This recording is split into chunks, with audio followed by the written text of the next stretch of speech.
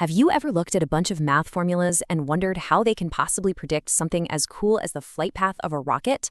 Well, today, that's exactly what we're going to break down. We're going to journey through functions, graphs, and the incredible power of calculus. This is where the abstract equations get real. Let's dive in. I love this quote because it really gets to the heart of what we're doing today. We're going to translate the language of algebra, all those X's and Y's, into pictures. Because once you can actually see the shape of an equation, you can start to understand its story and unlock its true power. So here's our roadmap. First, we'll get comfortable with the basic language of patterns, which are functions. Then we'll see how to turn that language into visual graphs. After that, we'll introduce the absolute game changer, calculus, to analyze those graphs. And to wrap it all up, we'll put everything together to solve a classic problem, figuring out the maximum height of a rocket. All right, section 1. Before we can start drawing these mathematical pictures, we've got to understand the language they're written in. And that language, it all starts with functions. The best way to think of a function is like this machine you see right here. You feed it an input, which we call x. The machine then follows a specific rule. It does something to that x and spits out one and only one specific output.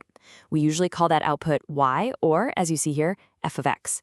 That's the core idea, and honestly, it's the foundation for everything that's coming next.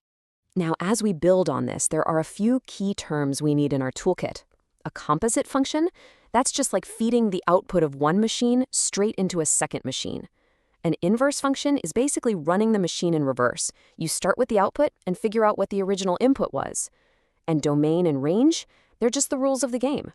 The domain is all the valid numbers you're allowed to put in, and the range is all the possible answers that can come out. Okay, pay attention here because this is a classic trip-up. When you see f of g of x, the notation means you apply the function closest to the x first. So you do g first, then you take that answer and put it through f. The order matters a lot, because if you switch it to g of f of x, like the slide warns you, you will almost always get a completely different answer. Okay, so we've got the language down. Now for part 2, let's turn these abstract ideas into something we can actually see and wrap our heads around, graphs. This right here, this is the foundation of pretty much all graphing.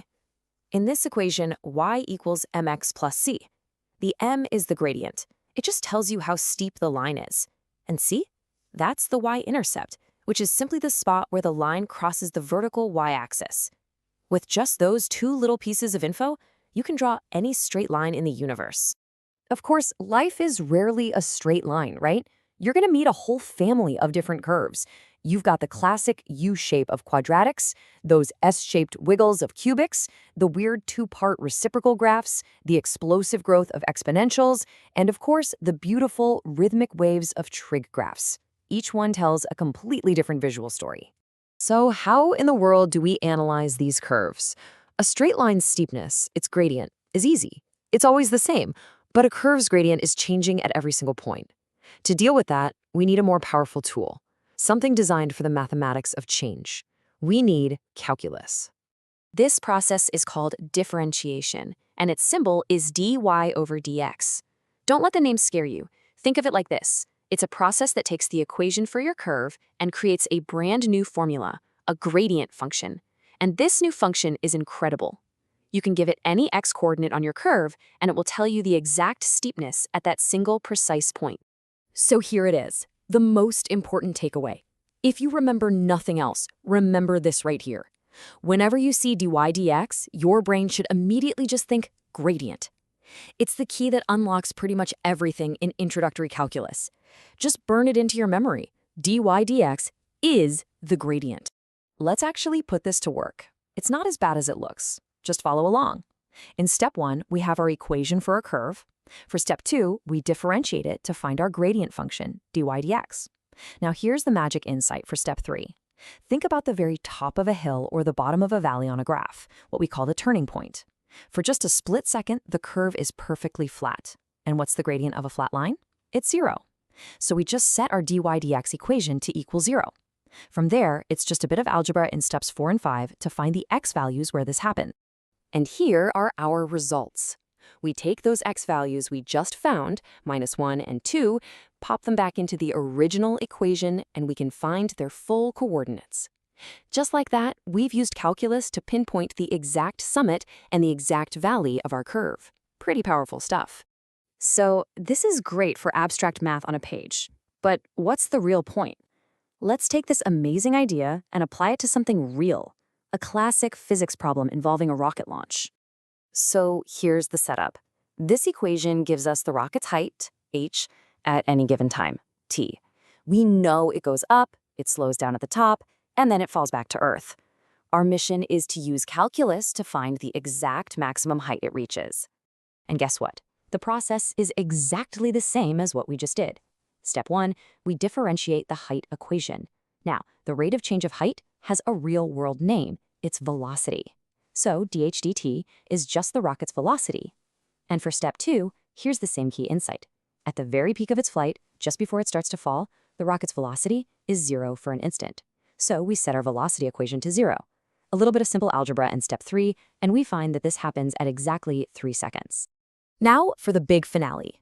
We know it hits its peak at t equals 3 seconds. So how high was it then? We just take that number, 3, and plug it back into our original height formula. And there it is, 45 meters. We've gone from an abstract formula all the way to a concrete, real-world answer. So let's just do a quick recap. We started with the basic language of functions. We then translated that into the visual story of graphs. We unlocked the power to analyze those graphs using calculus, and finally, we applied all that knowledge to a real-world problem, from formulas to flight paths. And that leaves us with one last thought. We found the maximum height of a rocket. But using these exact same tools, what else could we figure out? Could you find the point of maximum profit for business, or the minimum amount of material needed to build something? Once you have these tools, you start seeing that the possibilities, they're literally everywhere. Thank you so much for watching! And for more helpful videos, math and science videos, don't forget to like this video and subscribe to our channel. See you soon!